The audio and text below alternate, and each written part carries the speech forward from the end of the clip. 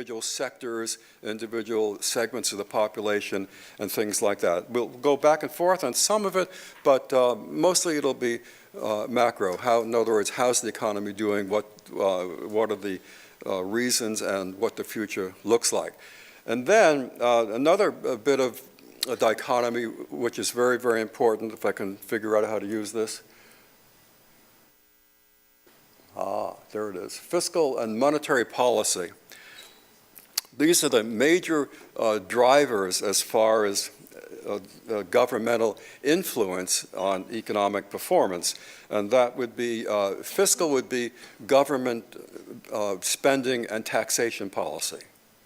And by government, we're talking about the federal government, because the federal government has the distinction of being able to operate at a surplus or a deficit without having to worry about things like paying things off and stuff like that. State budgets, city budgets, all sort of are constrained and have to be in some sort of balance. So fiscal policy is federal government spending and taxation policy. Monetary policy in the US has to deal with an organization called the Federal Reserve. You've probably seen that around, and the Federal Reserve essentially is an independent central bank that controls interest rates in the economy. And anytime the Federal Reserve makes a statement, everyone looks to try to interpret what it is, and the stock market goes up or down depending on how people interpreted what they said. Now, after that bit of lingo, we're going to take a look through Tom's numbers at actual performance. And performance has a number of different components as well. But long ago, someone once said, if you teach a parrot to say GNP equals C plus I plus G, you have an economist. And so write that down, everybody. Basically, these broad components are the gross national product, GNP, and then the broad components are personal consumption with a C, gross private domestic investment, that's companies building factories and buying machinery and things like that, that's investment. G would be government spending on goods and services. And then that last mysterious parentheses, where is it up there? Over here. X minus M. That has to do with our foreign trade sector, and X would be exports, how much we sell abroad, and M would be imports. And they are one is subtracted from the other to see what the net benefit is. We'll let you know what those numbers are in a little while. And so not surprisingly, those are some of the other components that we'll be looking at, overall employment and unemployment rates, inflation, international trade, and investment, and other kinds of factors that Tom will be going over with you. We also, after presenting the numbers and having a good Q&A about them, we then want to find out what are the influences that are determining where we are and what the problems seem to be.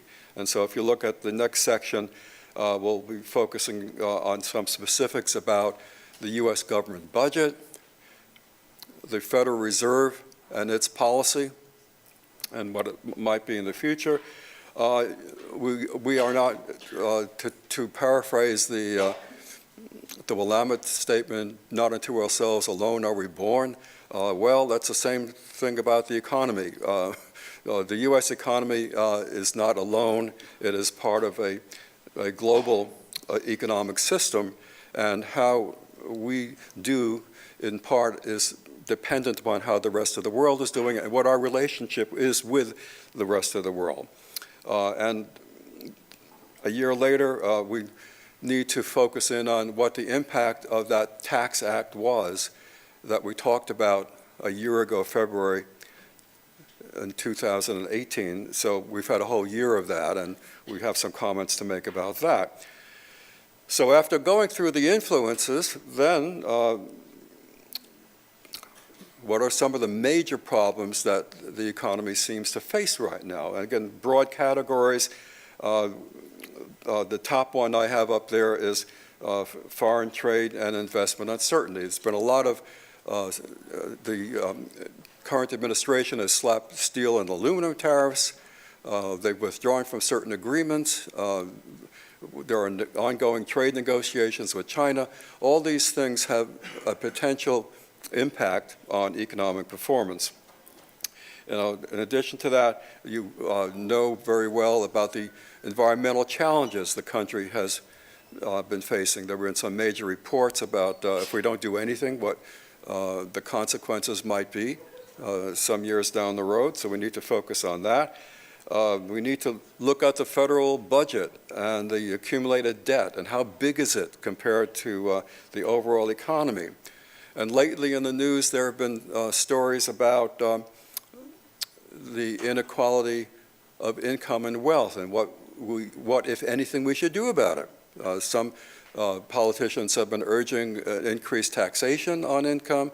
Other politicians have been urging increased taxation on wealth. Other politicians have been saying, watch it, don't throw the baby out with the bathwaters, you need to keep incentives. So these are complicated issues that are worth looking at. And you have also probably heard about infrastructure and the need to do something about America's so-called aging infrastructure. So at the end of the day, we'll be looking at some of the major policies that are on the horizon, the Fed and interest rates, government spending and taxation, and what might be happening in tariffs and foreign trade. And finally, the area of regulations, which also has an impact, economic regulations that impact individual performance of business has an impact on the economy as well. So it's a long laundry list of what we're trying to do today with you, and bear with us as we try to wade through them. And here's Tom to give you the magic by the numbers. Tom? I'll leave you both clickers. Yeah, thanks, Mark. Well, I was pleased to see that Solveig has already mentioned that, yes, indeed, we're going to be looking at some numbers, because I know that's not always a lot of fun. I'm going to try to make it more palatable by showing a lot of those numbers in graph form. After I give you a little bit of warning about using graphs, Ron Cooper came up as well, and I don't know how many of you were there for Ron's excellent presentation last Thursday. I imagine most of you were because Ford was packed. I had to chuckle to myself when Ron mentioned that, he's sort of envious of his friends and other media who have the luxury of showing a video accompanied by some voice, and then he showed us those absolutely spectacular overhead shots of Salem taken with his toy. And I'm sitting there thinking, in 5 days, Mark and I are going to be showing some pictures, and they're not going to elicit the oohs and the ahs that I heard in Ford. But I'm going to push on because I think they are important, and I think they do give us a sense of what's going on and what has been going on in the economy, and maybe a clue or two about what might be ahead. Pretty much the go-to source for economic data, and in particular diagrams, is Fred. Now, Paul Krugman has said that anyone trying to make sense of what's going on in the economy in real time has pretty much become a Fred advocate. So you're now kind of wondering, well, who's this guy Fred? Well, he's not a guy and she's not a gal. It's an acronym, and it stands for Federal Reserve Economic Data. And it's compiled by the Federal Reserve Bank of St. Louis, which has been in the business of distributing data to economists for a long, long time. In fact, I taught my first course back in I don't know what it was. It was a long time ago. And at that time, we used a print predecessor for Fred.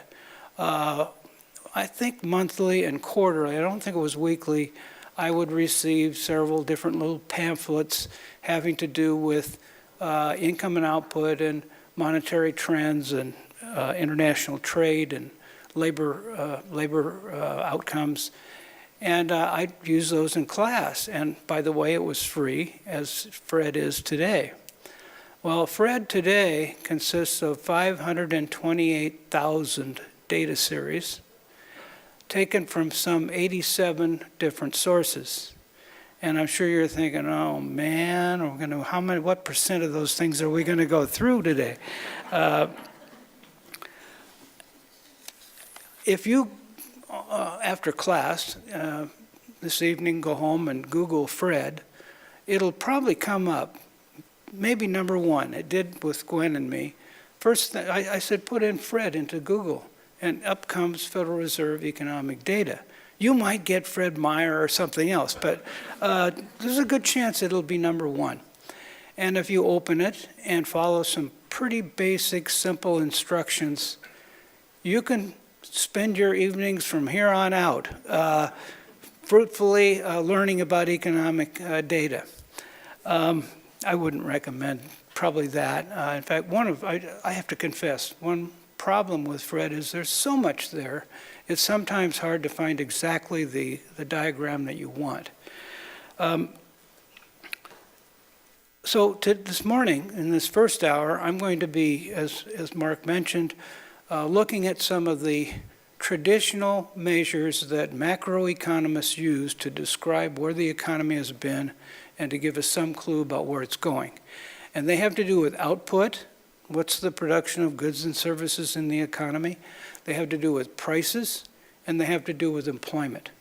So really just three basic variables. Now, personally, I don't think you can describe an economy with three pieces of information. But I think we can get a pretty good idea of what's going on, especially in the short run, and especially if our goal is to develop the kind of macro and kind of fiscal and monetary policies that Mark mentioned earlier. But I don't mind if you look up some other numbers like debt and deficit, which would be on my list, and perhaps inequality and maybe some trade information. With 587,000 data series, there's a lot of information there. Before we do that, though, before we get our feet wet or our hands dirty or however you want to put it, I want to give a little warning. And it has to do with consuming economic data.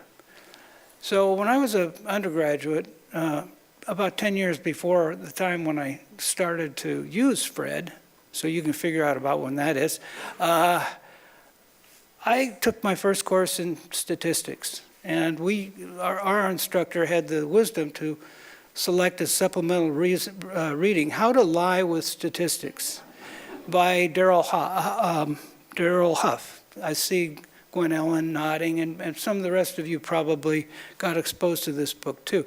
I think my instructor knew what the attitude was going to be toward a traditional statistics text, and which we had, of course, but we called it sadistics. So that gives you kind of an idea of what the prevailing view was.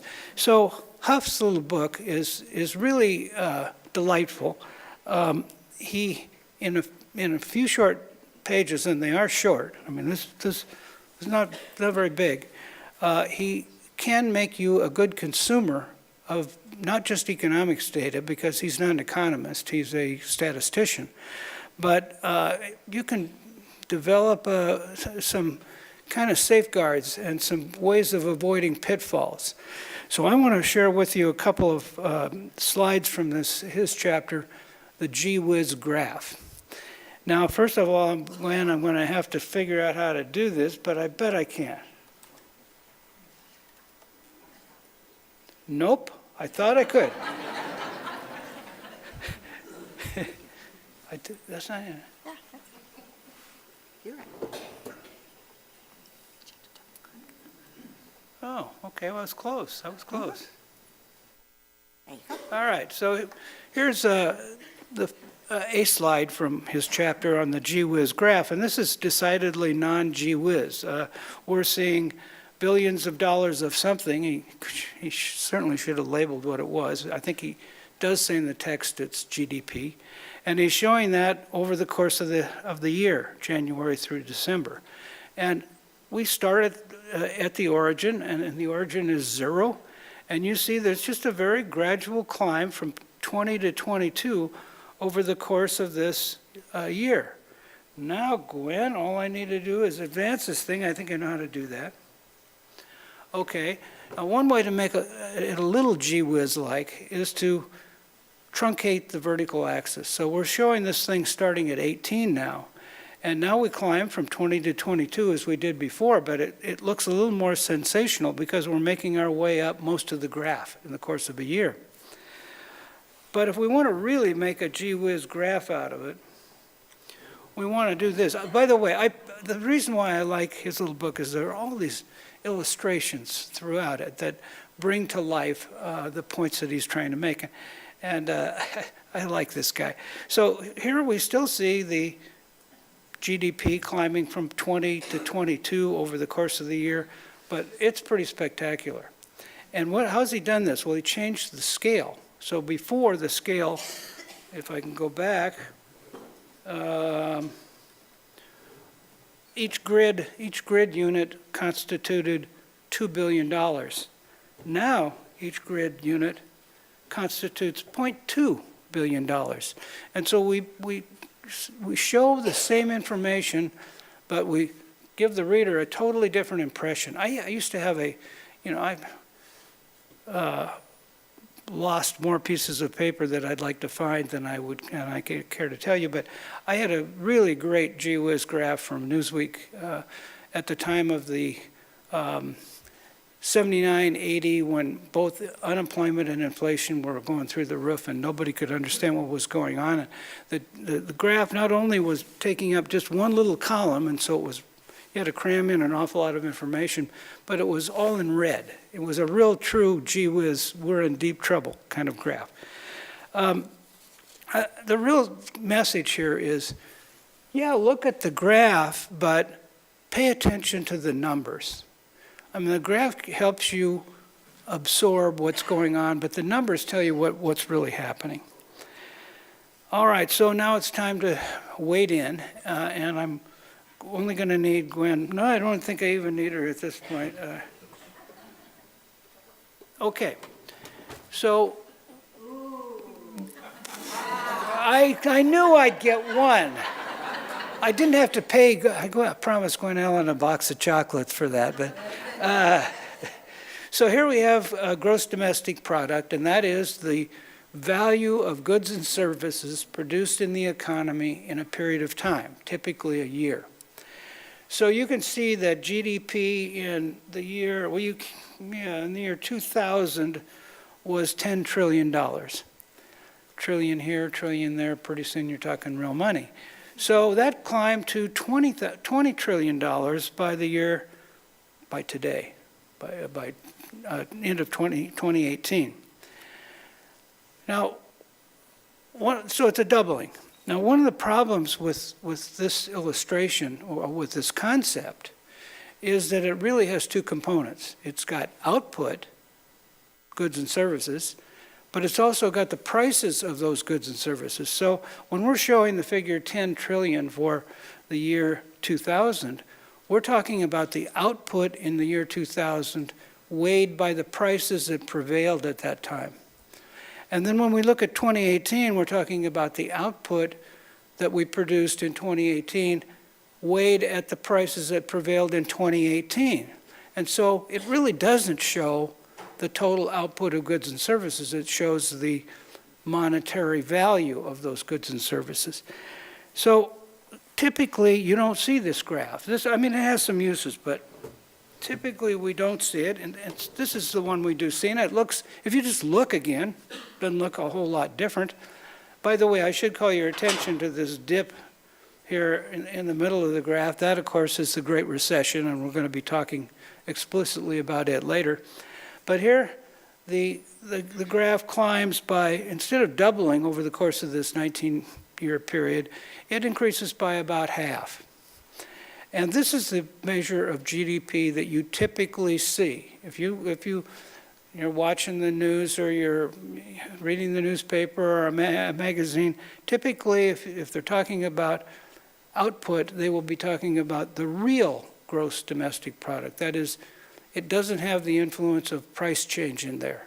So how do we get this? Well, this is a case where I'm not going to tell you quite the truth, but I'm going to tell you something that's close and it's much more understandable.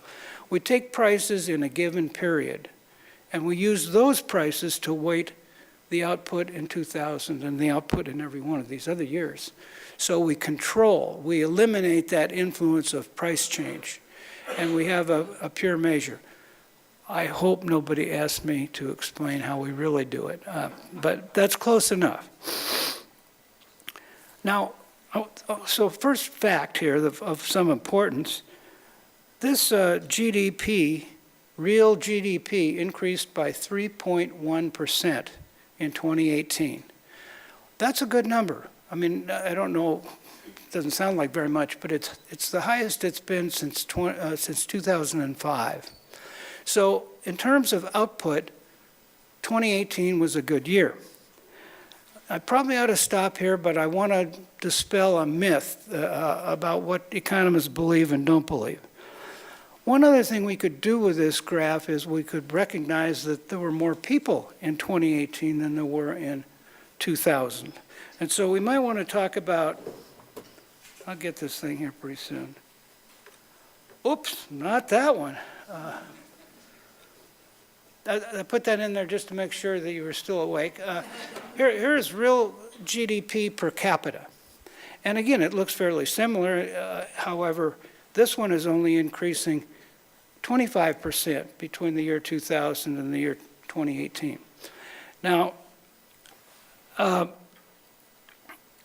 all these three graphs look quite a bit alike. I mean, they all climb and dip down at the Great Recession and then take off again. Wouldn't be like this if we were looking at Venezuela. I don't know if you've read recently, but their prices went up 1 million-fold last year. I don't even know how I can't even conceive of that. I mean, that's prices changing several times a day. And what do you suppose it did to the economy? Well, I should say first, what did it do to that first picture I showed you? I should have told you that that's called nominal GDP. That's where we use the prices in each year. Well, that would be going up through the ceiling because we would be evaluating every little avocado or whatever it is. It's oil, I guess, mainly down there, at 1 million times its value at the beginning of the year. So it would be skyrocketing. Real output fell by about half. I think that's correct. I didn't go back and check that. But the economy was paralyzed by this inflation that was out of control. So, you know, they're not even going in the same direction. And then what's more, the population fell by something like 10% as people tried to get the heck out of there and get into a place where economic policy was at least moderately rational. Now, so back to real GDP per capita. Surely this would be a good measure of well-being. No.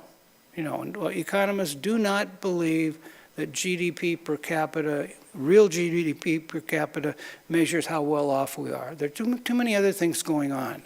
One is we produce in the home. I mow the lawn. I do the dishes. I don't do a lot of other things around our house, by the way, as Priscilla will point out, but I do those things. We don't hire somebody to do that, so it doesn't pass through markets and it doesn't get counted as GDP. There's an underground economy, as we all read about regularly. That doesn't get counted as part of GDP. Suppose the big one hits this afternoon, and we've got a massive cleanup. Well, GDP is going to climb markedly because of all those efforts that we make to restore our world. But we're not better off. This GDP per capita doesn't reflect leisure time. There are all kinds of reasons why it comes up short of being a good measure of well-being. That doesn't mean it's not useful. It's useful particularly in short-run policy. I'm back to real GDP. We'll forget about the per capita thing. I just wanted to correct the view that economists somehow are myopic and they don't seem to understand that life has more than gross domestic product. They do. But GDP does help us understand whether the economy is expanding or contracting and at what rate. And that's its primary use. Now, a second variable that we're going to take a look at here is prices. And we don't want the prices of apples and oranges and Amana freezers and Ford trucks. We want some overall level of prices. And so, you know, if you watch the TV or read the paper, you know that the one you're most familiar with is the CPI, Consumer Price Index. And in particular, we're most familiar with the Consumer Price Index for urban families. In fact, to be even more specific, it's a measure of what urban families of 4 typically buy. And so economists create a market basket, and they say that family would buy so many pounds of tomatoes and such and such a percent of a new car, and you know, a bunch of other things. They all figure into the market basket. And that market basket, first I'll show you what the numbers do look like. Whoops. Here we have Consumer Price Index, all items for the USA. So again, you can see it's climbing pretty regularly, this CPI index. It does fall again at the time of the Great Recession, but other than that, it's pretty much climbing. Here it is on an annual basis, a little more, looks more like a electrocardiogram maybe, but it's showing you that prices have typically, I think this is by quarters, prices have typically gone up annually. Now, so what were the numbers for 2018? Well, in 2018, the CPI rose by 1.9%. That's less than what it was in the 2 preceding years when it was 2.1%. So again, you know, we'd have to give the economy a good mark. Not only is GDP climbing, but inflation seems to be under control. Just as an aside, I recently got my statement telling me what my Social Security monthly payments would be, and they're going up because of the CPI climb. So I looked at it, and I knew the CPI climb. I just read the CPI climb was 1.9%, and I read my letter, and it said your monthlies are going up by 2.8%. And I thought, my, you know, some of my best friends are old folks, and I'm not telling these people that they got it wrong. Well, it turns out that they don't use the CPI for this urban family of 4. They use the CPI, God knows why, for wage earners and clerical workers. And so last year, that index went up by more, and so you and I get the benefit of that. Don't feel too good, though, because there's another index. It's called an experimental index, the CPI-E for elderly. That's us. I don't know what it did last year, but typically it climbs a lot faster than these others. Why? Well, because we use lots of medical care, and medical care climbs at a faster rate. Jim, you're partly responsible for that. Okay, so so we would have been better off. But by the way, this was they're doing this experimental thing because they enacted a piece of legislation called the Older Americans Act of 1987. I didn't know about that act because I wasn't an older American in 1987. And I wasn't really paying a whole lot of attention to that. But that act mandated that a new index be created, experimentally, mind you. Now here we are, 32 years later, we're still experimenting. But it would be better for you and me if we used that index to ratchet up the Social Security payments rather than the one we do use. Now, just finally on prices, I think one of the questions that we always have is, well, why is inflation harmful? And of course it's harmful in the case of Venezuela, where it's totally disruptive. But what if it was just going up 1.9% or 2 point or 3 point? Wouldn't that be okay? And most of us would say, well, you know, any inflation means that a dollar buys less than it did before the inflation. But most people, maybe not us, but most people see their incomes climbing when the prices that people are paying go up. In fact, we actually measure GDP in two ways. One is by the expenditures that are made on it, and the other is by the incomes that are earned on it. And so those incomes are going to be higher if we have inflation. So it ought to be kind of a wash for a lot of people. Well, it's not a wash for people on fixed incomes. And while you and I are not on fixed incomes, because we do get this bump from Social Security, most of us, some of you still way young, maybe don't yet, but we're kind of semi-fixed income people, and we're probably hurt by more inflation. But inflation does have other costs. It creates uncertainty. I think Mark mentioned that. It can bring a kind of a phantom profits tax. Let's say you buy a piece of property at the beginning of the year for $100,000 and you sell it for $110,000 at the end of the year, but there's been 10% inflation. I mean, overall. Well, you're going to be getting a bill from Uncle Sam for the profit that you made, which you really didn't make at all, because the amount you paid for the piece of property and the real amount that you received for it are one and the same. So that's not quite right. There's some other problems with inflation, but they're not usually the ones that we think about. The dollar is worth less. That's really not the issue. Okay, the third area that we want to look at is employment. And now I have to go back because I flashed through those things a little too fast. Here's the civilian unemployment rate for the U.S. economy. And it ended the year at 3.9%. That is, if you look at the labor force, that's people working and or looking for work who are more than 16 and are not incarcerated.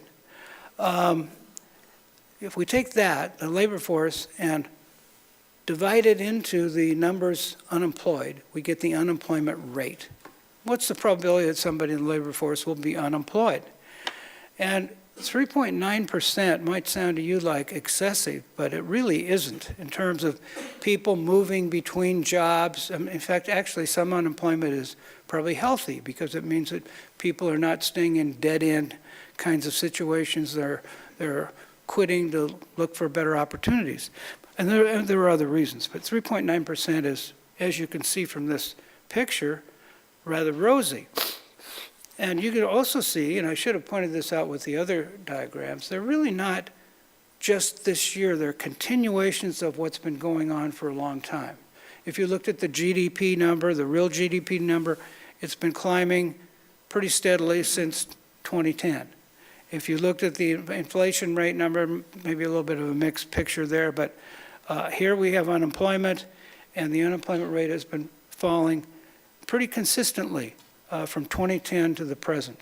So we're at the end. We may not be at the end, but a lot of economists think that we're getting close to the end of a very long expansionary period, 10 years. It's almost 10 years, and the typical expansion is about 5 years. So we've over this last decade, we've benefited by having a strong economy. Now, I just want to make a couple more points, and then we can see if there are some questions. Maybe you saw that in December, the unemployment rate ticked up from 3.7 to 3.9%. And yet, we had 312,000 net new jobs. Well, how did all these new jobs get created and we see the unemployment rate go up? Well, it's because that denominator, labor force, went up. A lot of people who got discouraged back in the Great Recession, and they were out a while and they couldn't get back in, or they didn't want to get back in at the kind of job they could get. We call them discouraged workers. And somehow in December, a lot of them returned. 1.2 million more people entered the labor force in December, which is a big number. Well, then sometimes you have to go beyond just the one variable you want to look at, which is the unemployment rate. In January, we had a different kind of phenomenon, but it's really a close cousin. The unemployment rate went from 3.9% to 4%, went up just a little. And we had another 304,000 net new jobs. So how does that happen? Well, it happened because we had the shutdown, and a lot of people wound up being unemployed, even though they're not. Hopefully, they're not unemployed for very long. I don't know if you saw this morning's TV that it looks like we're going to avoid a shutdown. We're going to maybe have some other problems, but it looks like maybe we at least the conferees have agreed on a plan, and whether the president goes for it or not, we'll have to see. So I just want to tell you that right now we have a labor market situation that some economists describe by using the mirror test. And that's a situation where if you can breathe on a mirror and it fogs up, you're a good candidate for a job. Yeah, that happens when the unemployment rate is very low, as it is today. I mean, if you're out there breathing, and so ice sailors, this is a good time to re-enter the labor force if you've been thinking about it. All in all, 3.1% GDP growth, 1.9% inflation, and 3.9% unemployment. I think I got all those. Those are pretty healthy numbers. And so as Mark said, the economy, in some sense, if we look at the traditional measures, looks pretty strong right now. In fact, some people have described it as a Goldilocks economy. Not too hot, not too cold. Just right. I wanted to stress 2 points. One, it's a continuation of what's been going on. And two, there are some dark clouds out there, and we'll get to those in the next hour. So perhaps we should take some questions.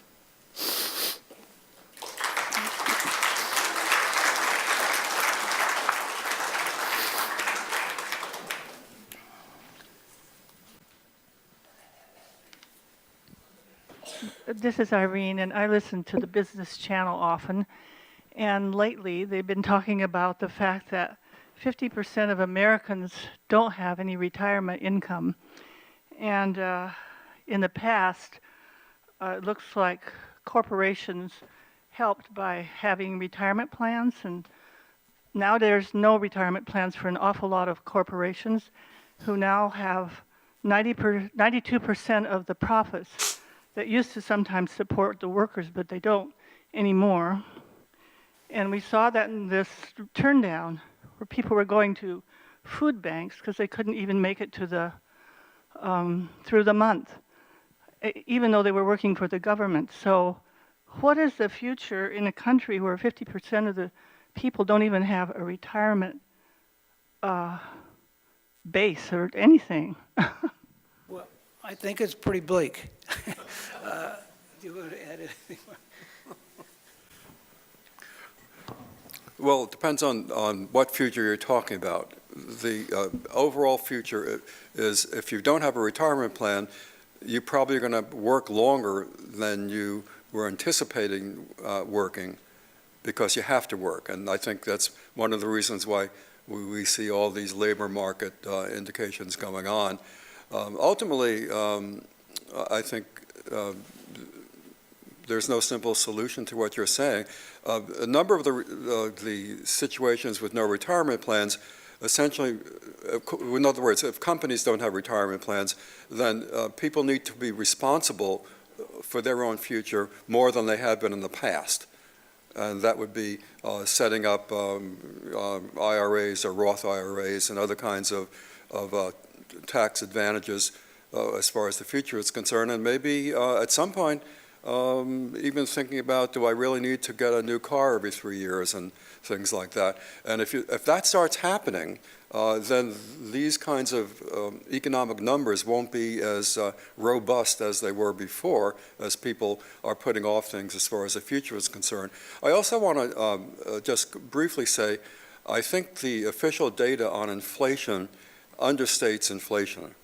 And I can't give you a scientific reason for that, other than the casual things that you look at when you go shopping. They seem to be more than 1.9% increases per year. So something is wrong in the measurement. And furthermore, if you buy things in the grocery store, have you noticed that the package sizes are getting smaller, but the prices aren't going down? Do they catch all that as far as inflation is concerned? I doubt it.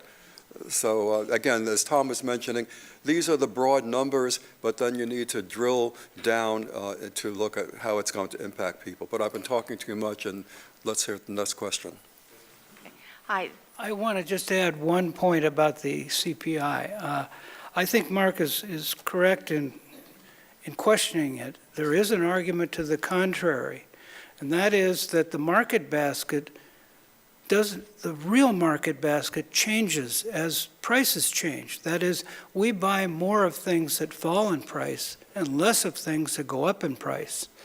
And so to the extent that we use this constant market basket year to year, we might actually be overstating the CPI. But I certainly feel the same way. And of course, any one of us might not be a typical consumer. You know, who wants to be typical? But yeah. This is Tracy over here. What is the difference between Fred and the Bureau of Labor Statistics? Because we churned out reports for the BLS every single day. I worked for the Oregon Employment Department. We sent more numbers to them on a regular basis than you can imagine. So. Well, Fred would include your numbers. Okay. I mean, the St. Louis Fed does not create these numbers. They simply make them available, compile them and make them available. This is Gwen Ellen. I'm taking classes to be a master recycler, so I'm aware that the United States overproduces goods and overproduces food. So is that factored into any of this at all, the waste?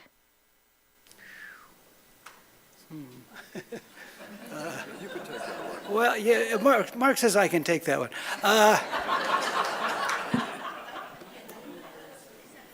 I don't, if it doesn't get sold, I want to back off on this because changes in inventories do get counted. But those are changes in inventories.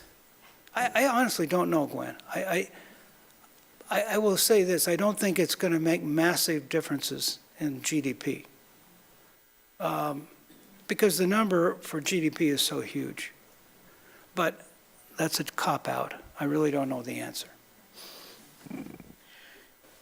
Okay, I was wondering, here I am, Sally Hopkins.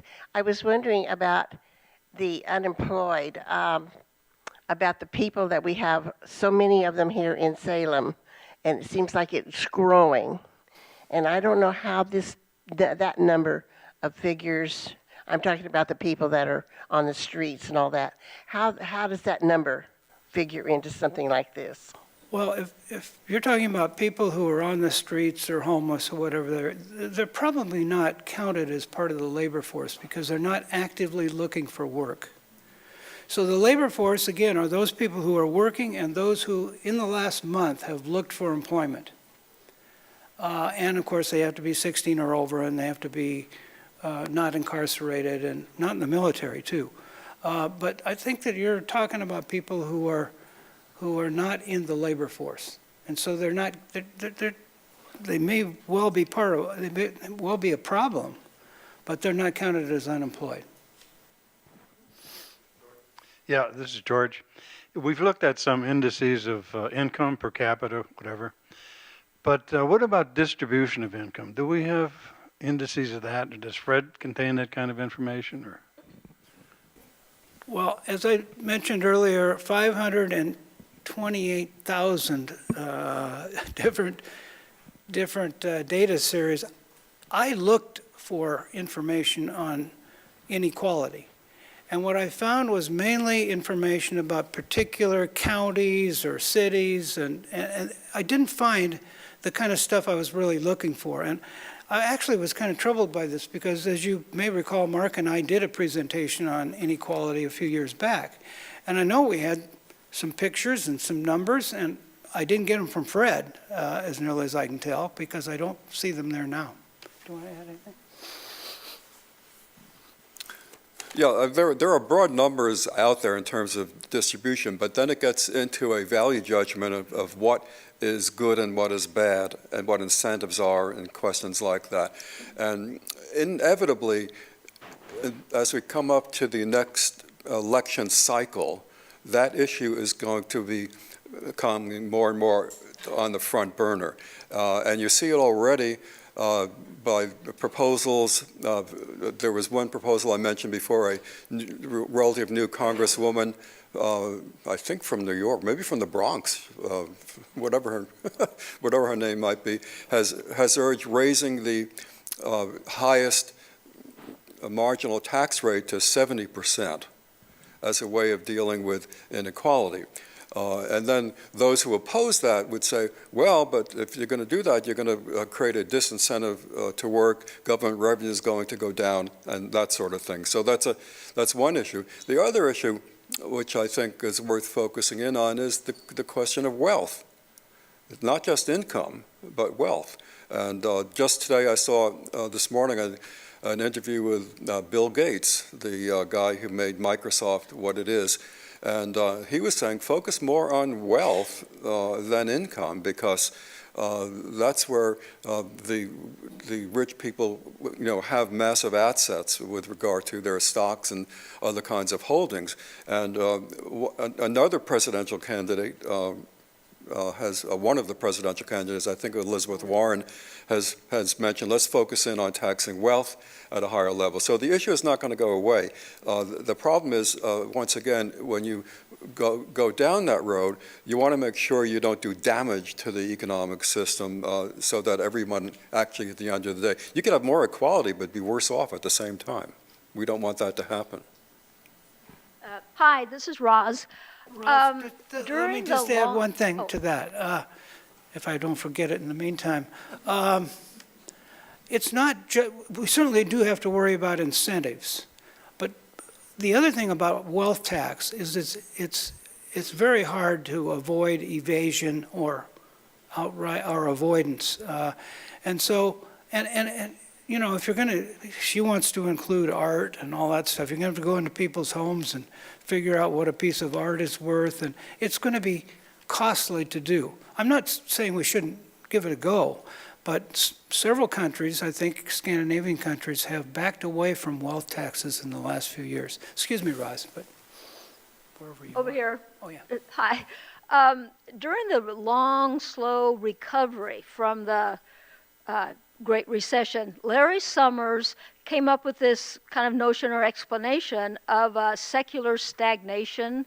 And I don't know that that was received with a broad consensus or not. But what's your view of that? Is that really our new normal, or just a phase we're going through because of the depth of the last recession?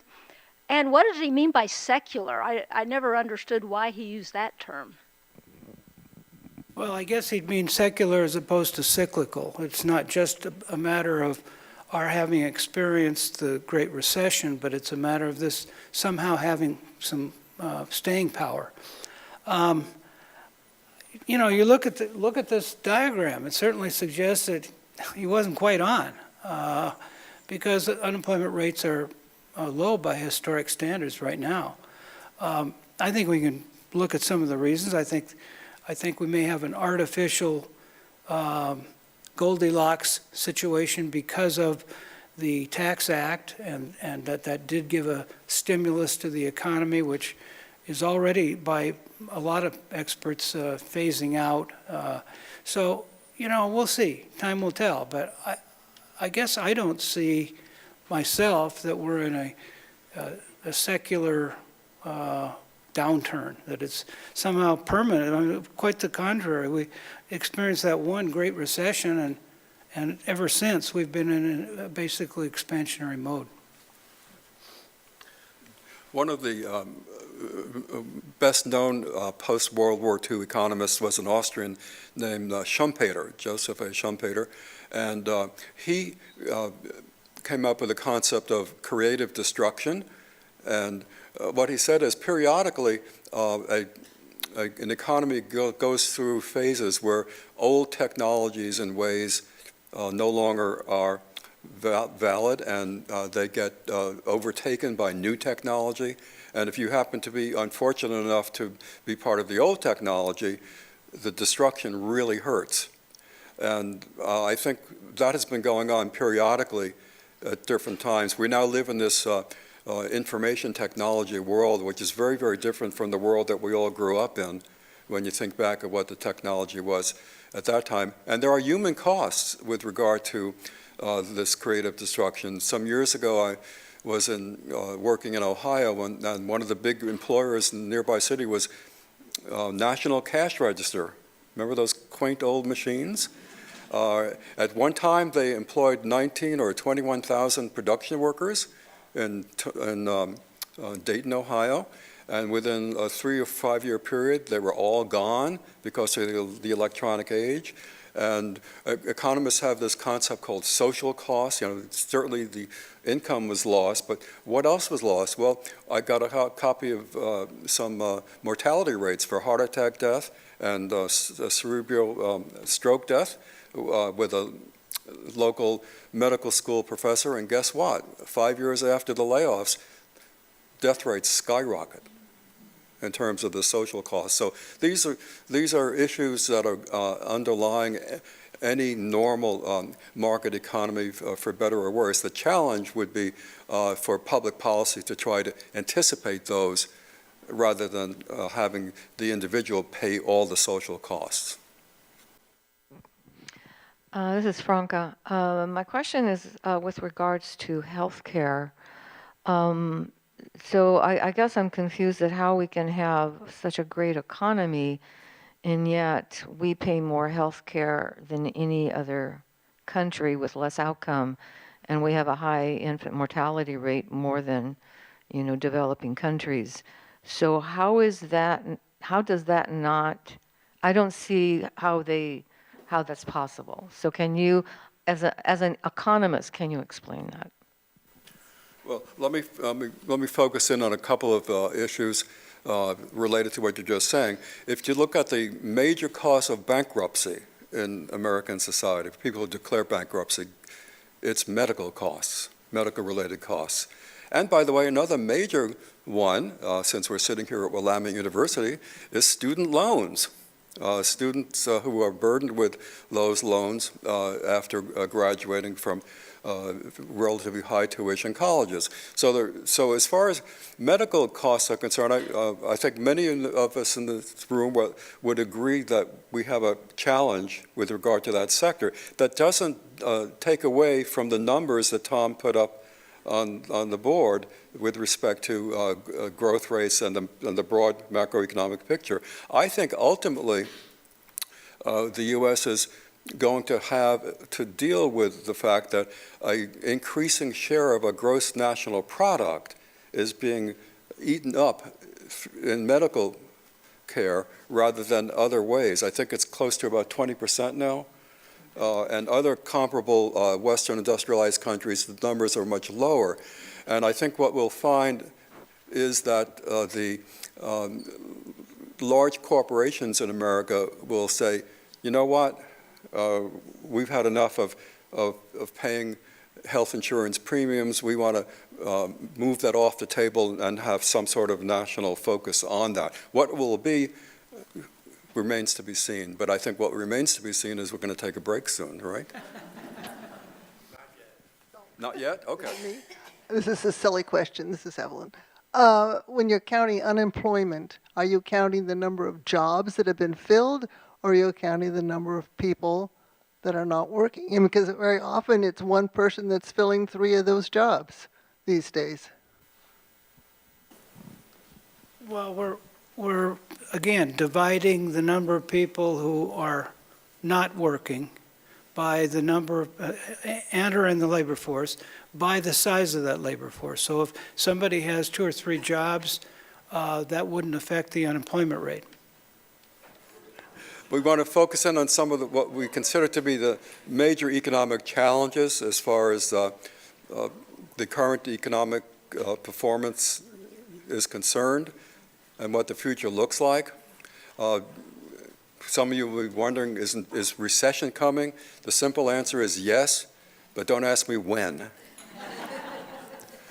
But some of the current issues that I think are important. First one I want to just mention is the whole international trade situation. I mentioned earlier on that President Trump has withdrawn from a number of international agreements. He's threatened to withdraw from the North American Free Trade Agreement, and a new agreement with Mexico and Canada has been negotiated.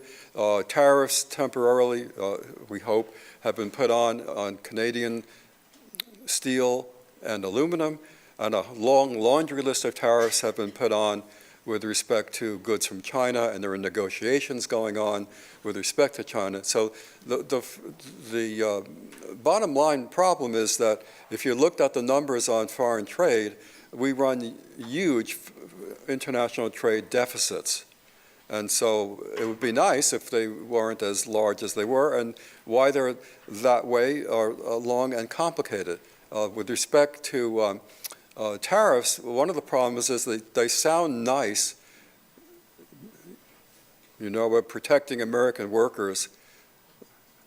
But the reality is, with respect to the steel tariffs and aluminum tariffs that have gone on the books so far, is they actually have had the opposite effect. It depends on which workers you're protecting. If you happen to be working in the steel mill, yeah, because imported steel is now costing about 25% more than it was before. But the problem is downstream, it's more expensive to buy steel than it was before. And for every job that is protected or saved in the steel tariff, you're probably losing 10 to 15 jobs downstream. And one of the other sort of interesting footnotes in all of this is that companies can apply for exemptions from the tariffs, and thus far, virtually no exemptions have come in as far as Canada and Mexico are concerned. But guess what? Lots of exemptions have been approved as far as importing products from China are concerned. So the negotiations continue to go on. What we run the risk of moving down this road to what economists call a beggar thy neighbor economic policy. And some of you may remember that phrase because it actually goes back to the 1930s when the Great Depression hit in the late 1920s. There was a tendency to try and protect American jobs and workers by raising tariffs. Well, when you raise your tariffs, The rest of the world doesn't say, oh, that's okay, just raise your tariffs. They retaliate, and you get retaliatory tariffs back and forth.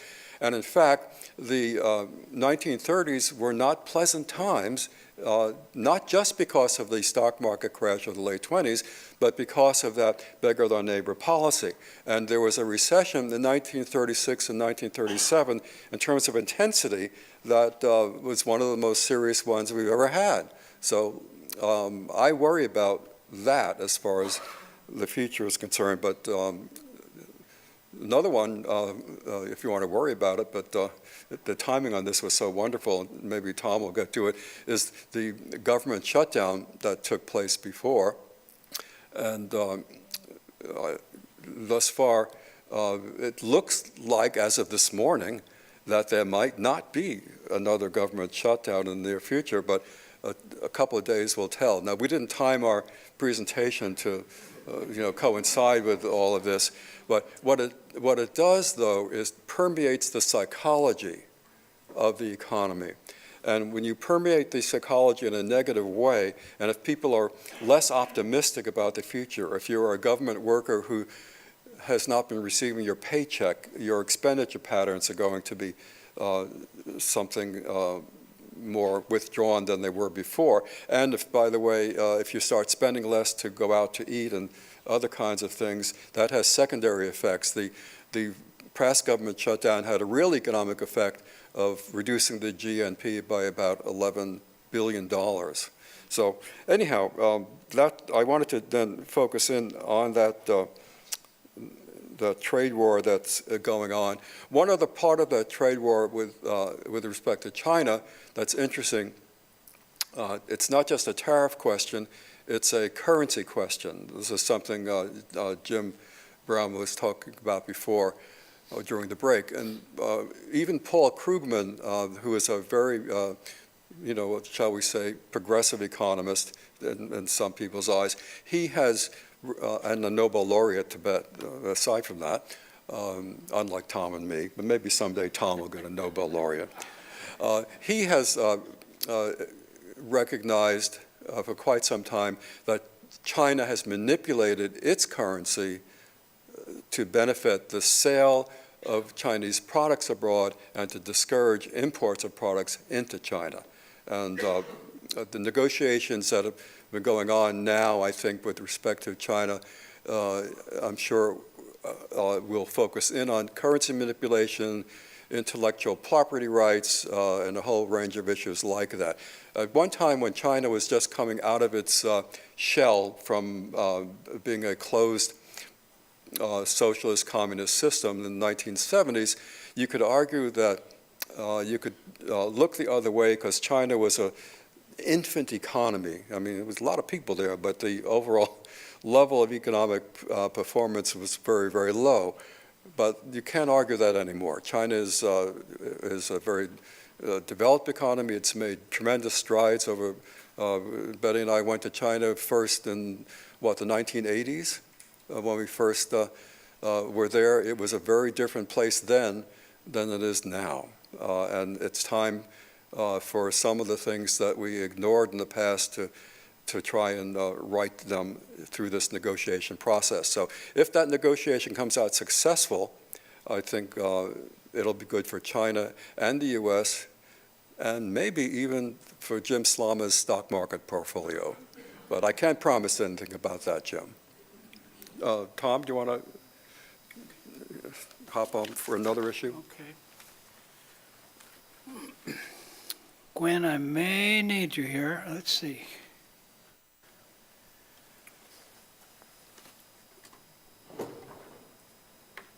I want to get to the... Fred? Yeah, Fred. I don't know why Gwen learned all these things in her job, and I didn't learn any of them in my job, but... This is the one, right? That's the Fred. Wait. This is the Fred page? Yeah, no, it's not the one I want, but... There we go. I'll get it. Okay, bear with me for a moment here. So what I want to look at here is the issue of deficits and how that influences public debt and where that's been and where it's going and what people who have Nobel Prizes seem to think about it. So just a moment here.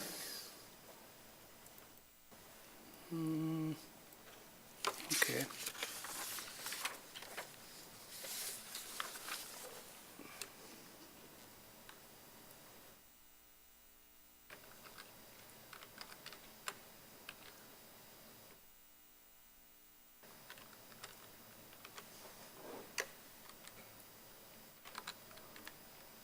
Can't type and chew gum at the same time.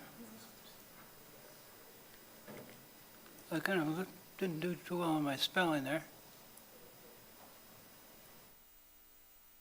Oh, come on.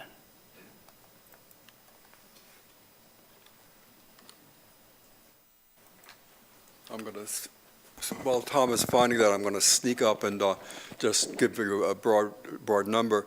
The accumulated federal debt is huge in the trillions, and the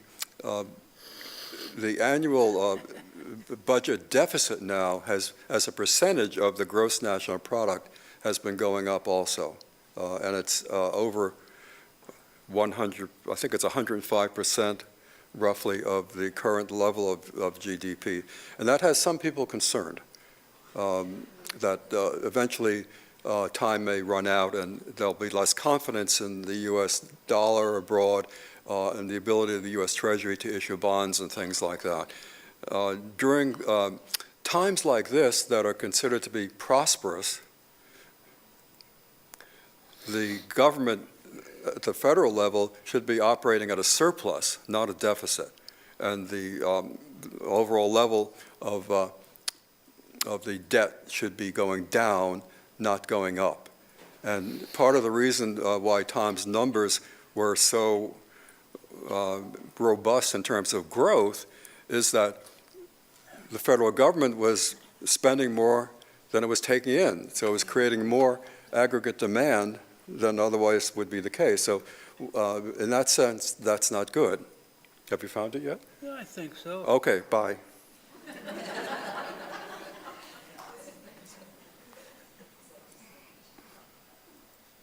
Mark's probably told you all you need to know. I was spelling incorrectly and doing a few other things here. And I'm still seem to be getting it. So I'm going to describe to you what it is that you aren't looking at up there.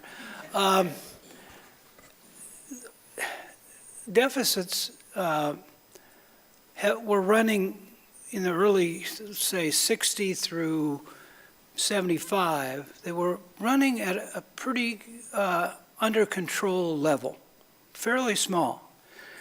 Then, ever since then, deficits have been prevailing, and except for the period of the late 90s. The Clinton years, GDP did go up, and spending was contained, and we actually ran surpluses for a couple, 3 years. And then the Great Recession came into play, and huge amounts of money are being spent on bailouts and on tax breaks and on a number of other things, at the same time that GDP is declining. And so the deficits went up sharply, and they just never really stopped. I mean, during the post-Great Recession period, yeah, the curve plateaus a little bit, but even with the strong economy that we've had, we are running sizable deficits. Well, that would be okay if GDP was climbing as well. And unfortunately, if I could show you that, I'd be showing you a picture that also reflects the fact that, as Mark said, actually I'm going to use a slightly different number than he did, debt as a share of GDP, not counting the debt that's held by the Federal Reserve, is 78%. In other words, imagine that you're in the workforce and you make $100,000 and you have $78,000 in debt. That's the kind of thing we're talking about here with the U.S. government. And 78% is a pretty high number. It's not as high as it was at the end of World War II when it was 106%. All right, so Keith Hall, who is the CBO head, testified before the House Budget Committee just 2 weeks ago, almost, I think 2 weeks ago today. And he kind of described bleak situation. By 2029, the 78% number climbs to 93%. In other words, we have almost as much debt as we do GDP. And by 2049, the number is 150%. In other words, our debt is 50% larger than our GDP. That would be way higher than it's ever been before. So, nobody knows what the upper limit is. Just like you don't know for sure how much debt you can carry as a household. But when you get into the neighborhood you've never been in before, it gets a little scary. Especially when, unlike the past, when we owed it to ourselves, that is, the U.S. citizens held the public debt. Now a lot of it is held by a couple of big Asian countries, Japan and China. And people worry about that. It wouldn't be to their advantage to dump it because the value of it would plummet. But on the other hand, it might become a strategic tool somewhere along the way. Who knows? And so there's this uneasiness about carrying too much debt. There are other problems associated with a big debt. If you've got a big debt, and now as interest rates are ticking up, they're getting to be, they've been in the subnormal neighborhood. Now they're climbing up closer to what's normal. Any given debt requires a greater interest outlay by the federal government. And so that crowds out other kinds of federal projects, whether it's infrastructure or whether it's education or whether it's healthcare. So that's a problem. Moreover, when we have to borrow more, and we surely will if the debt goes up to 150% of GDP, interest rates will climb because of that, because the government is trying to borrow more. And that crowds out the private sector. Well, the private sector needs to borrow in order to buy plant and equipment that, as Mark had said it earlier, fuels economic growth. And so, again, there's a problem if the debt becomes too large. Again, nobody knows how large. I read a piece just, I think, in yesterday's paper or maybe the day before that said, well, sure, the debt's a problem, but so are all these other issues like inadequate infrastructure and inadequate education and healthcare and so forth. So this is just an issue that we have to think about and wonder whether this is one of those dark clouds looming on the horizon as we push on ahead. By the way, why was Hall suggesting that the debt was going to grow so rapidly? Well, one of them is us, that is, older folks requiring more Social Security and more Medicare, the aging of the population, in other words. The other is the very interest outlays themselves drive that debt up. So, who knows, he may be wrong, but there are also some good reasons for thinking that the economy won't grow and bail us out. Well, it'll grow, but won't grow fast enough. One of those reasons is, as Marcus pointed out, we're probably at the end of a very long expansionary period. So if we don't keep expanding, then output doesn't grow and the debt as a share of output becomes more of an issue. A second thing that figures into immigration issues is that our labor force is growing at a very slow rate. Again, as more and more of us hit the retirement age and the population ages, and this is the case in Japan and China as well, we really are likely to be in a situation where we need more immigrants to do the work that we need to have done. And now is a time when that doesn't seem to be the prevailing wisdom. So anyway, there's some thoughts on debt and deficit.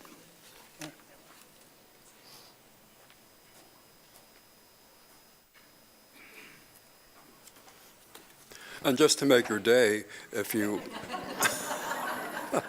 if you drill down and start thinking about Social Security, we've all put into, most of us at least, have put into a Social Security trust fund, and the theory is that when you retire, that the trust fund will take care of paying down Social Security. But because of the federal government's spending binges at certain times, they have drawn down the Social Security trust fund. And will politically Social Security go away? I doubt it very much, even though some politicians would like it to go away.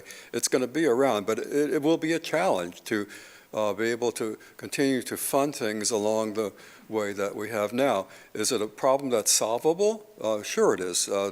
If the government were running at a surplus now, as it should over the business cycle, they should be putting back the funds that they drew down from Social Security in the first place, right?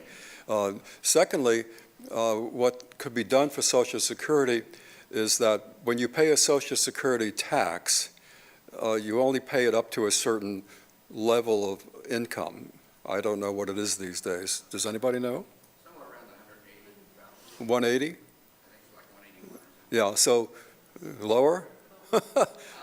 Well, whatever it is, one possible way of helping out the Social Security Trust Fund is just raise the ceiling so that the trust fund will be taking in more money. Another one that this is a really tough call, but I think it's been abused, and is that there is the disability component of the Social Security system, and that if you are disabled and have been determined medically disabled, you have the right to, at a very young age, start drawing funds down from Social Security. I think I have no problem with government helping disabled people, but I'm not sure doing it through the Social Security Trust Fund is the best way of doing it. These are tough political issues that are worth thinking about.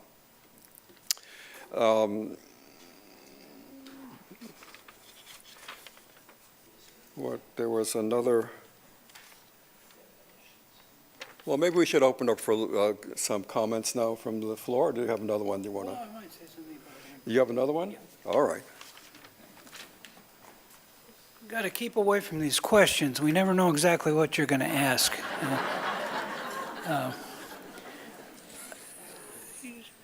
One other, I think we absolutely have to say something about inequality. And because I think everybody, I don't care left, right, I think people are in agreement that we've pushed that one a bit too far.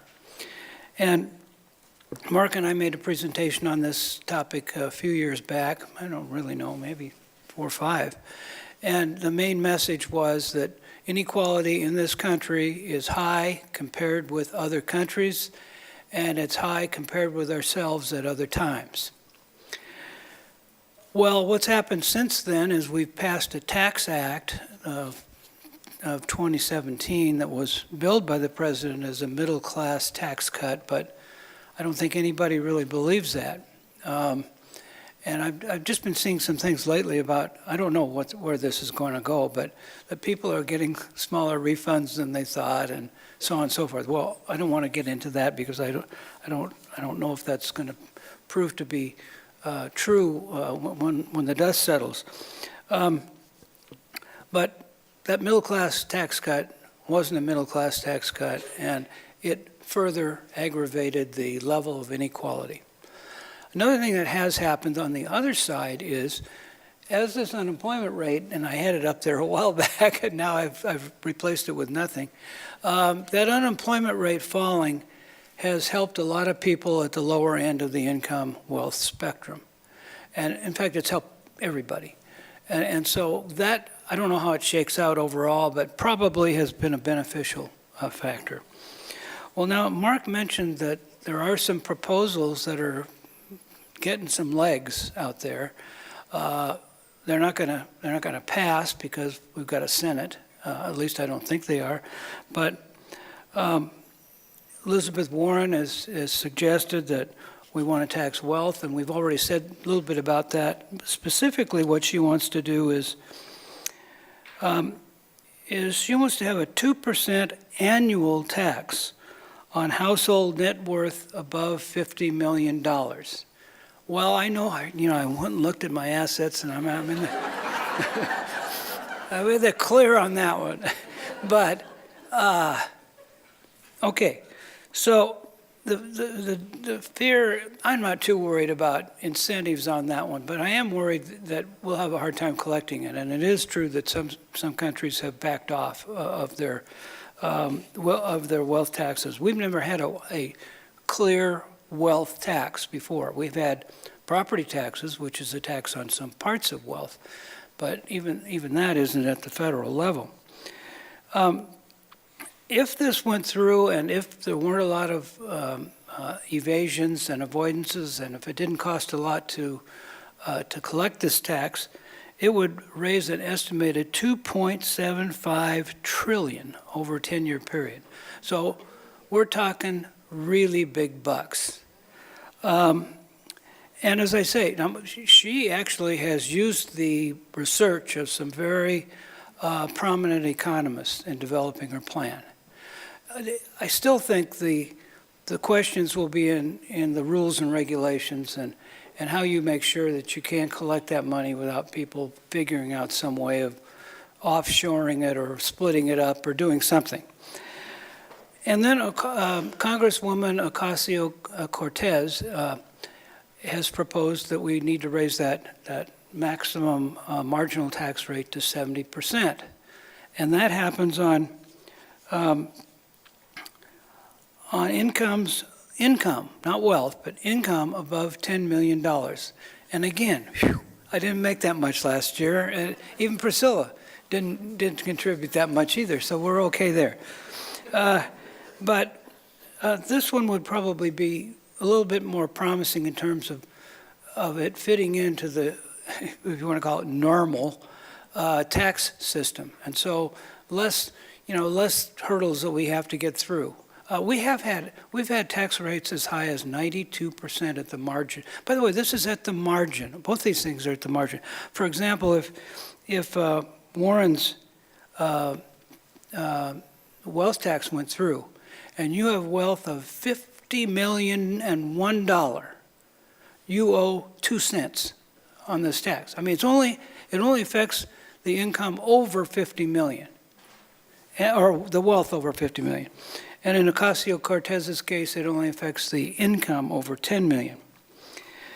And then we have Bernie Sanders, who is talking about restoring many of the features of the estate tax, sometimes called a death tax. And right now, I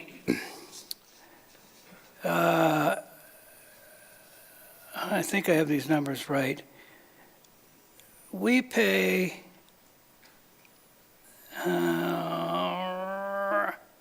on an inheritance above 11 million, the estate tax kicks in. So if you're under 11 million, and again, I'm okay there, you're not going to be affected by this. But I think this one will catch a few more people. And what he's proposing is that we drop that to 3.5 million. And so you could only give 3.5 million, as I understand it. The next 6.5 million is taxed at 45%. So this is potentially pretty healthy. But people have often argued the estate tax doesn't really affect incentives that much. We're not going to increase our likelihood of dying or staying alive because of this tax change. Now, other Democratic hopefuls have other bills out there, and they, as I say, they're getting paid attention to. People are doing studies on them, and again, I don't know that they're going to go anywhere, but this is certainly more than just a fringe kind of discussion at this point. One of the things I wanted to mention, just in passing, is a guy named Trump running as a candidate in 1999 on a Reform Party ticket. I don't even remember the Reform Party ticket. He endorsed a one-time 14.25% net worth tax, just one time. But kind of interesting, because he's probably not likely to be on that side of the fence this time. So those are some thoughts about inequality, and it certainly is an issue that we have out there and need to worry about. Again, just repeating what I said earlier and what Mark has confirmed, you know, the economy's in pretty darn good shape when you look at the traditional measures. But when you step out beyond that and look at some other things, there are some issues that we need to contend with.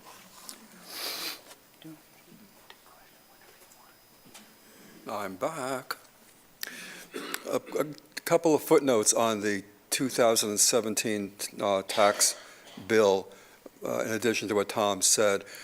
It had provisions with respect to investment, business investment that accelerated business investment, particularly the ability of companies to depreciate their investment costs much more rapidly than they had under the previous tax law.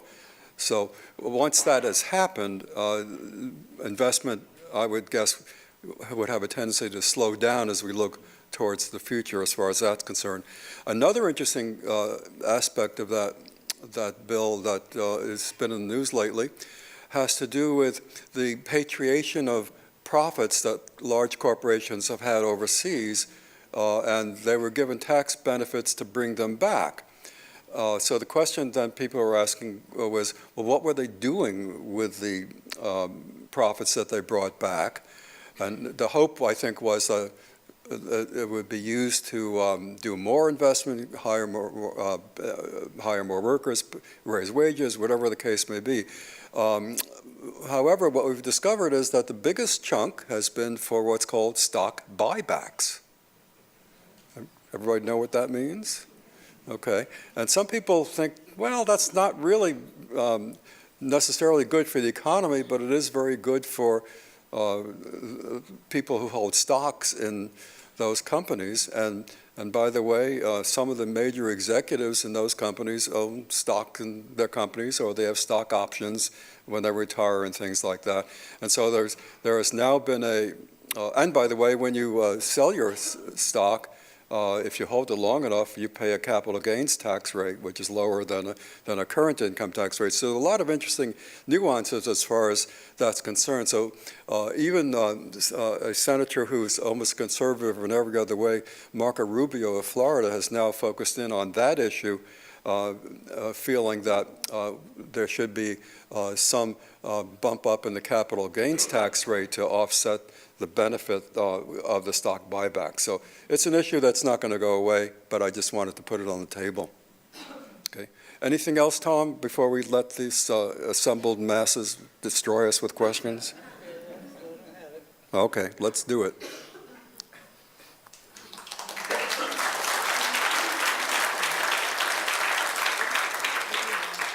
I remember saying once that up here that there would be time for questions, but I wasn't so sure about the answers. And that's kind of the way I feel today, too. Yeah, we don't need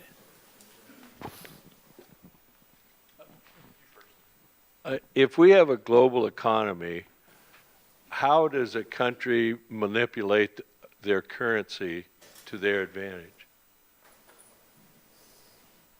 What's the mechanism for manipulating your currency? Well, a country like China could have direct currency controls and declare what the renminbi exchange rate is versus a dollar or the euro, and they have done that. And if they do that to weaken their currency, then it makes their products cheaper. But as far as an economy like ours is concerned, if you were concerned about foreign exchange rates, your domestic interest rates are a factor compared to your interest rates in other countries. So a country like Canada, for example, always looks at the interest rates in the U.S. before the Bank of Canada makes their move, because the impact of their moving in a direction too far away from ours is going to impact the value of the Canadian dollar versus the U.S. dollar. So there's that comparative interest rate issue that also impacts the currency rate. I don't know if that gets to your question, but I tried.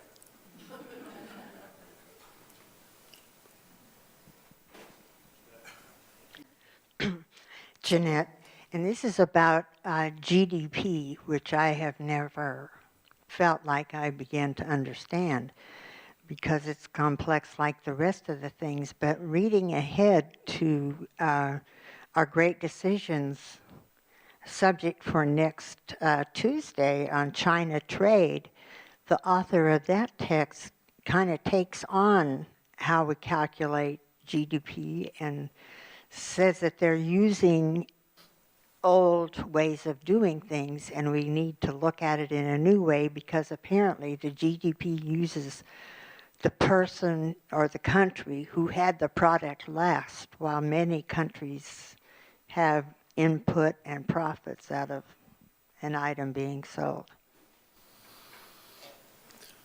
Well, when Tom introduced the numbers, he stated from the outset that GDP is not a perfect measure, that you need to look below the broad numbers.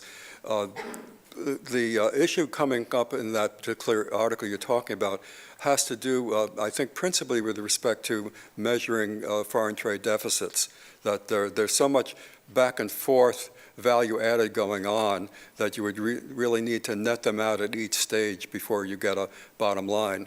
The problem with that author, in my mind, is that the numerical examples he gave didn't fit to explain what the deficit was in the first place, but it's worth thinking about as far as the futures down the line. Towards the end of that article, there are some very good suggestions on that author's part outside of the question of measuring GDP about what ought to be done. So I think everyone should read it. So this is Irene again, over here. Let me just add one thing to that, Irene. I read the article as well, and I had the good fortune to visit China in 1986 for about 6 weeks, and then another 6 weeks or so in 2002. This author seems to imply that that things are tough in China, and I'm thinking, wow, was there a lot of change that went on? I mean, there were no private vehicles in China when I went there in '86. Bicycles were used for everything. There were embassy cars and there were taxi cabs, but there weren't any private cars. By the time I went back in 2002, even though nobody knew how to drive, I mean, I said, it was incredible, and I can't even conceive of what it's like now. So I don't know exactly where he's. I do think China has a lot of problems. I think some of them are related to the one-child policy and what it's done to their age distribution of the population and what that means for growth in the future. But I don't know. I was a little bit bothered by some of the points he made. I didn't understand them all either. The part on trade, the reason why I backed off is whenever anybody mentions international stuff, I kind of run for the exits if I can, if it has to do with explaining stuff in economics. Okay, so I wasn't totally satisfied with the answer I got about the 50% of people in America nowadays, workers, not having a retirement plan of any sort. And I think everybody here does and did, because they worked in a time when companies invested in their workers, and everybody probably had a retirement plan that the company paid into, and maybe you paid a part of it.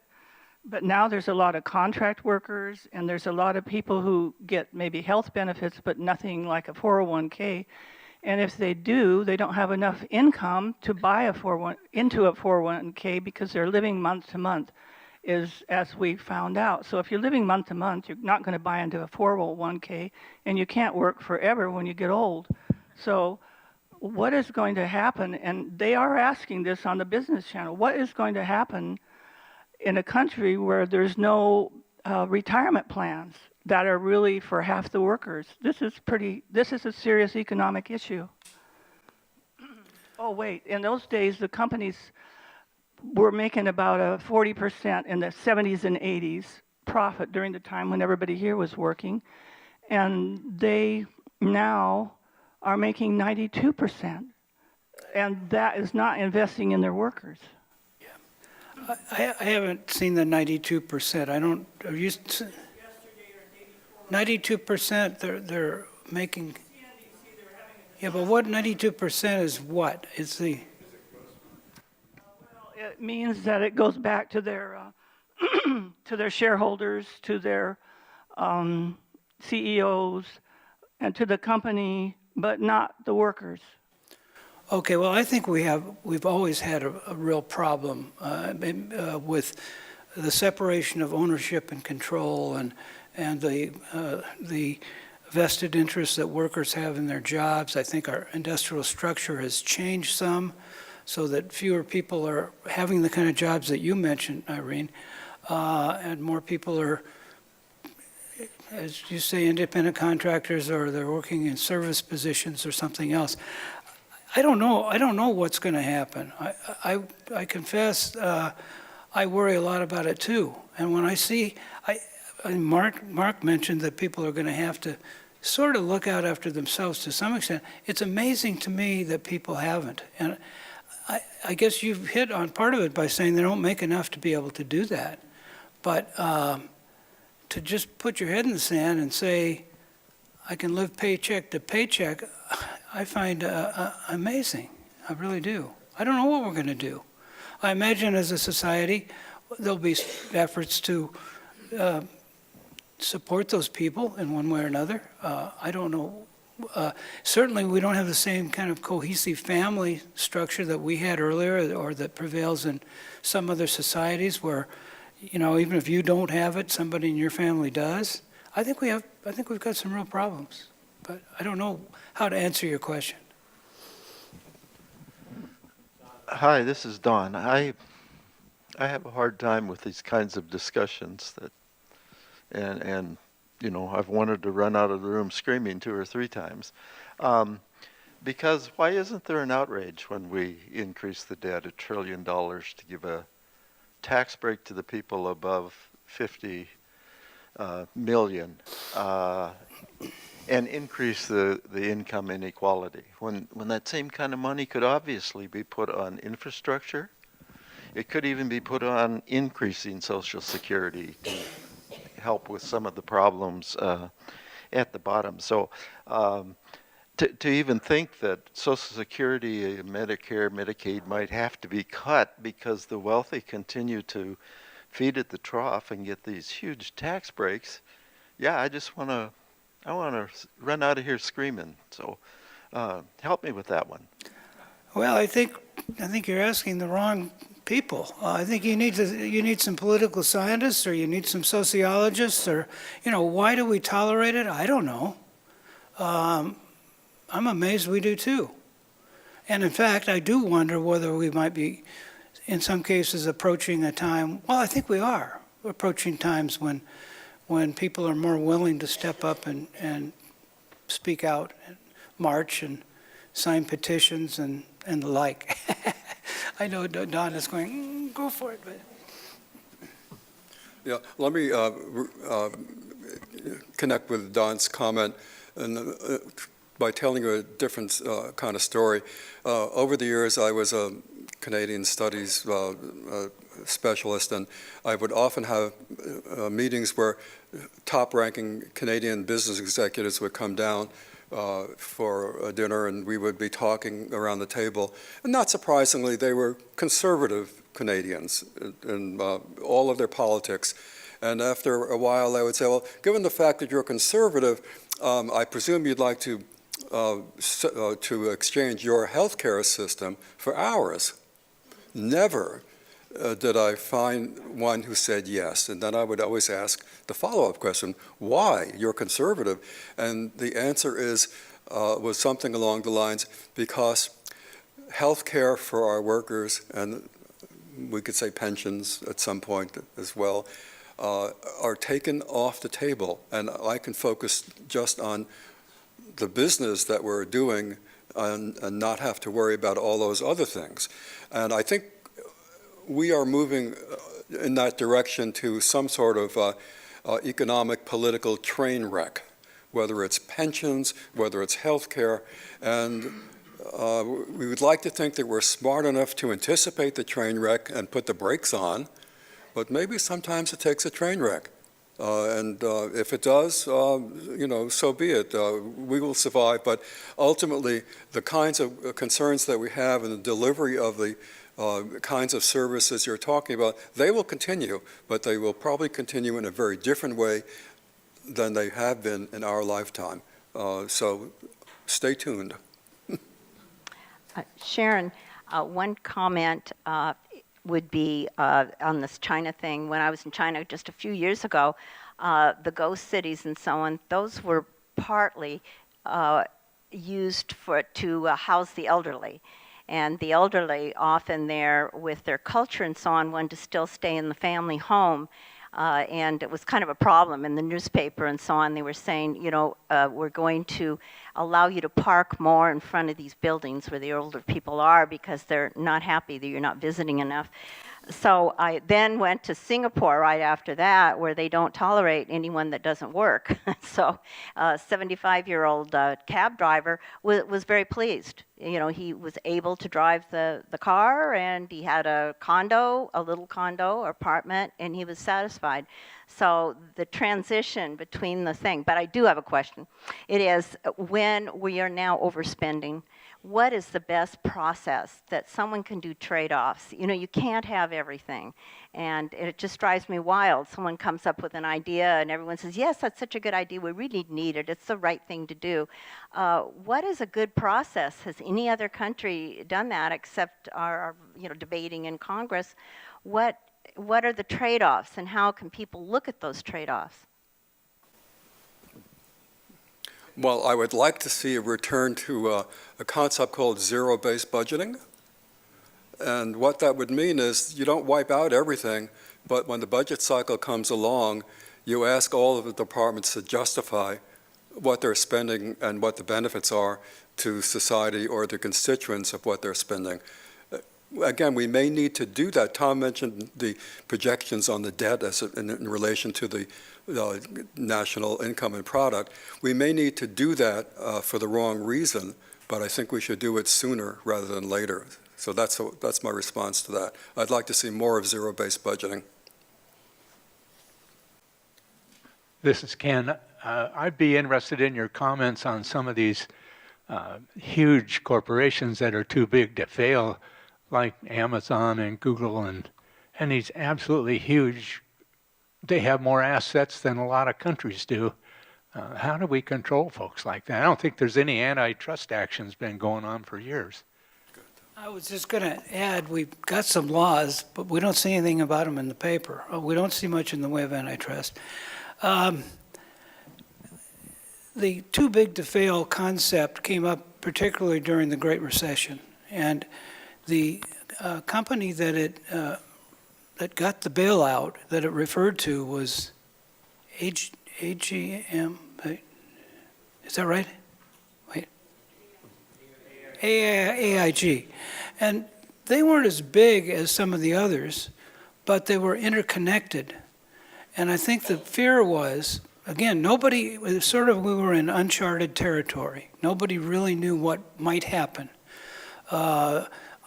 Economists were, after the Great Depression, I think we got kind of arrogant about, all you do is when the economy dips a little, you fill that in with some government spending and tax cuts, and when the economy climbs, then that's when you cut back on spending and you increase taxes. And we felt like, hey, it's just like driving a car. Well, it's not really like driving a car, especially now when Congress and the president can't agree on anything. And so, if you need fiscal policy to be sensitive to current situation and they have to move quickly, well, you're kind of out of luck. And we have to lean, again, if we're talking about the business cycle, and I know that's not exactly what you're talking about, we have to lean more heavily on what we call automatic stabilizers. There are some things built into the into the government structure that tend to do this smoothing for us. For example, when people become unemployed, they get unemployment insurance. And nobody even needs to measure that. They just have to be, signing up. Food stamps, which is now called the SNAP program, comes into play automatically. What else? People fall into lower and lower tax brackets, so less taxes are collected. There are a number of things that happen automatically, and maybe in an atmosphere where there's so much hostility and so little cooperation among the three parties of government, we need to have that. I think your point about antitrust is good, but some of the companies that you mentioned even, Ken, Amazon, well, what industry are they really in? It's really kind of, they're in everything. And I don't, in the old days, we'd look and see, well, what share of the market did the 3 or 4 or 6 biggest steel companies have?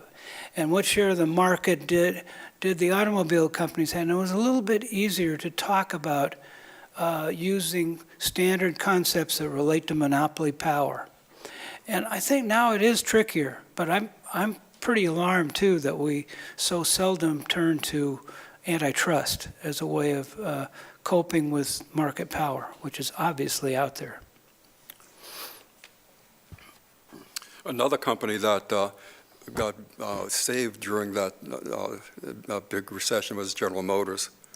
And I think most of us in the room are happy that General Motors is still around. And in fact, the government got its money back with respect to the General Motors. I don't think they did for the AIGs, as I know. But aside from that, I think your question raises another issue that I think is important to think about, and that is corporations in American society have what's called limited liability with respect to whatever actions they take. And some people say, well, that's like corporations are people. And that's been in the political scene as well. So in addition to the laws on antitrust and looking into that, it might be time to look at this question of limited liability with respect to corporate behavior. One of the things that bothered me a lot during the 7/8 crash was that there was just a lot of if not illegal, but very, very questionable behavior and decisions that people were taking. And at the end of the day, very few people were taken to court and had legal action taken against them for what they did. And in part, that I think it's because of that limited liability aspect of the corporations that we now have. So maybe it's time to think about that as well. Is there time for one more question? Okay, on the equity issue, raising minimum wage, would that help? And the other thing that comes to mind is, and I know this is kind of outrageous, but it just seems to me that there are salaries that are obscene, and maybe we should have a maximum, it sounds like a police state, but people, but minimum wage, would that help pull people out of the problem of being able to save for retirement? I would think so. Yeah, I personally have problems with allowing the minimum wage to go up very, very dramatically. And the reason is I think it destroys jobs at the entry level. And what I would rather see is a more robust something called earned income tax credit, so that if you do work and your wages are low, that you get a very substantial tax credit, and maybe even a reversal of your tax liability. So the outcome would be similar to what you're talking about, but you wouldn't be intervening in the economy and destroying jobs. But will we see that? I don't know. We'll see. I might just add that what Mark has just done is given you a kind of a, I want to say, the traditional wisdom of economists, and it has to do with demand and supply. And if you drive that price too far above the equilibrium, you are winding up with a situation where there are more people looking for jobs and fewer jobs available. On the other hand, there's been quite a bit of work in the literature that suggests that this is overstated. And so who knows where it's going to settle.